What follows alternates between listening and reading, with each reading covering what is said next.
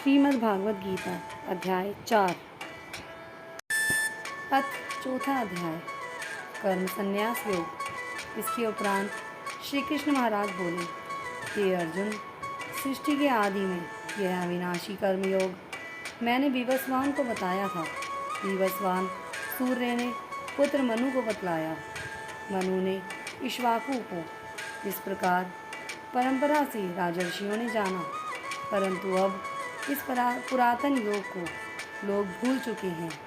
यही पुरातन रहस्य मैंने तुझे बताया, क्योंकि तू मेरा भक्त है और मित्र भी। यह सुनकर अर्जुन ने पूछा, भगवान, आपका जन्म तो पीछे का है और विवस्वान का बहुत पुराना है। फिर मैं यह कैसे जानूं कि सृष्टि के आदि में आपने विवस्वान को यह सब बताया था। श्री कृष्ण महाराज ने उत्तर दिया, हे अर्जुन, मेरे और तेरे अनेक जन्म हो चुके हैं। उन सबको मैं जानता हूँ, तू नहीं जानता। मैं अविनाशी, अजन्मा और सब प्राणियों का अधिष्ठाता होता हुआ भी योग माया द्वारा अपनी प्रकृति को अधीन करके प्रकट होता हूँ। हे भारत, जब धर्म की हानि और अधर्म की वृद्धि होती है, तब मैं अपने रूप को प्रकट करता हूँ। साधु पुरुषों का उद्धार, पापियों का विनाश तथा धर्म की स्थापना करने के लिए प्रकट होता हूँ। जो पुरुष मेरे इस दिव्य जन्म और कर्म को सच्चा जान लेता है, वह फिर जन्म मरण के बंधन से छूटकर परमात्मा में लीन अधिष्ठित हो जाता है। ऐसे कितने ही पुरुष ज्ञान रूप तप से पवित्र होकर राग, भय और क्रोध को की भावना से मुक्त होकर परमात्मा में लीन हो चुके हैं। हे अर्जुन, परमात्मा की भक्ति जिस रूप में जो कोई करता है, वही रूप उसको प्राप्त होता है। इस रहस्य को जानकर बुद्धिमान पुरुष उसी के मार्ग पर चलते हैं। जो मनुष्य कर्म फल चाहते हुए देवताओं की पूजा करते हैं, उन्हें मनुष्य लोक में कर्म फल प्राप्त होता है। गुण और कर्मों के बंटवारे से ब्राह्मण, क्षत्रिय, वैश्य और शूद्र की रचना को भी अविनाशी, अकर्ता परमात्मा की रचना समझ। जो यह जानता है कि परमात्मा को कर्म फल की इच्छा नहीं है, अतएव उसे कर्मों का लेप नहीं होता, वह पुरुष भी कर्मों से नहीं बंधता।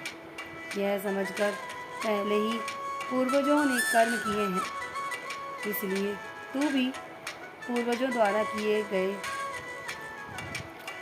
कर्मों को इसी प्रकार कर। कर्तव्य कर्म क्या है, क्या नहीं है, इस विषय में विद्वान पुरुष भी चकरा जाते हैं। मैं तुझे उस कर्म को ऐसे समझा दूंगा कि तू संसार के बंधन से मुक्त हो जाएगा। कर्म की गति रहस्यमय है। कर्म का स्वरूप निषिद्ध, कर्म, कुकर्म और अकर्म को भी समझो। जो पुरुष कर्म को अकर्म अर्थात अहंकार फल कामना रहित कर्म समझता है और इसी प्रकार निष्काम कर्म अर्थात अकर्म को ही कर्म मानता है, वह बुद्धिमान योगी कर्मों को करने वाला है। हे अर्जुन, जिस व्यक्ति के सब कार्य कामना और संकल्प से रहित हैं, इस प्रकार ज्ञान की अग्नि से जिसने सब कर्मों को झुलसा दिया है, वह पंडित है। कर्म फल की आसक्ति को छोड़कर, संसार का आश्रय छोड़कर सदा परमात्मा में लिप्त और तृप्त रहने वाला पुरुष भली प्रकार कर्म करता हुआ भी कुछ नहीं करता। फल की आशा छोड़े हुए अंतःकरण और शरीर को वश में रखने वाला, सब भोग सामग्री से निष्प्रह पुरुष शरीर से कर्म करता हुआ भी पापी नहीं बन पाता। जो कुछ मिल जाए उससे संतुष्ट, सुख दुख व हर्ष शोक से परे, ईर्ष्या से रहित, सिद्ध असिद्ध में समान भाव रखने वाला पुरुष कर्म करके भी उसमें बंधता नहीं। आसक्ति से रहित पुरुष कर्म मुक्त हो जाता है, उसका चित्त ज्ञान में रहता है। ऐसा पुरुष यज्ञ के लिए करता है, अतः अब उसके कर्म सुख दुख आदि फल उत्पन्न नहीं करते। जिस पुरुष का तर्पण अर्पण हवि अग्नि ब्रह्म है, वह ही ब्रह्म है। उसका प्राप्त तत्व ही भी ब्रह्म ही है। कोई योगी देव यज्ञ करते हैं, कोई ब्रह्माग्नि में यज्ञ करते हैं, अर्थात ज्ञान द्वारा पार ब्रह्म परमात्मा में एक भाव से अवस्थित होते हैं।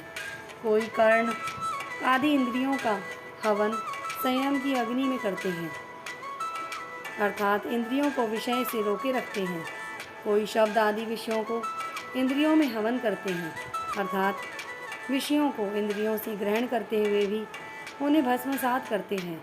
वही योगी जन इंद्रियों और प्राणों के व्यापार को ज्ञान से प्रकाशित परमात्मा अवस्थित की अग्नि में हवन करते हैं। अपनी सब चेष्टाओं से परमात्मा का चिंतन करते हैं। कई ईश्वर अर्पण बुद्धि से लोक सेवा में द्रव्य लगाते हैं, द्रव्य यज्ञ। कोई स्वकर्तव्य पालन रूप तपोयज्ञ करते हैं। कई अष्टांग योग रूप के योग करते हैं। दूसरे तीक्ष्ण व्रत स्वाध्याय ज्ञान यज्ञ के करने वाले हैं। कोई अपान में प्राणवायु को और प्राण में अपान वायु को, इस प्रकार दोनों की गतियों को रोककर प्राणायाम करते हैं। कुछ आहार को नियत करके प्राणों में प्राणों का हवन करते हैं। यह सब यज्ञ को मनन वाले यज्ञ से पाप का नाश करते हैं। हे अर्जुन, यज्ञ के परिणाम अमृत को भोगने वाले ये नित्य ब्रह्म को प्राप्त करते हैं। यज्ञ रहित पुरुष को तो इस लोक में भी सुख नहीं मिलता, पर लोक की तो कौन कहे। वेदवाणी में ऐसे कितने ही यज्ञों का विस्तार बताया गया है। वे सब कर्मज हैं। ऐसा जानकर तो मुक्त हो जा। द्रव्यमय यज्ञ से ज्ञान रूप यज्ञ श्रेष्ठ है। हे अर्जुन, कर्मों की अंतिम सीमा तो ज्ञान ही है। तत्ववेत्ता ज्ञानियों से यह ज्ञान नम्रता और सेवा से पूछ कर जानना चाहिए। इसको समझ लेने पर फिर ऐसे चक्कर में नहीं पड़ेगा और फिर अपने आत्मा में और मुझ में भी सब भूत प्राणियों को अवस्थित देखेगा। यदि तू सबसे अधिक पाप करने वाला भी हो तो भी ज्ञान रूपी नौका द्वारा सब पापों से पार हो जाएगा। हे अर्जुन, जैसे प्रज्वलित अग्नि ईंधन को जला देती है, ऐसे ही ज्ञान अग्नि दुष्कर्मों को राख कर देती है। ज्ञान के समान पवित्र इस लोक में कुछ भी नहीं है।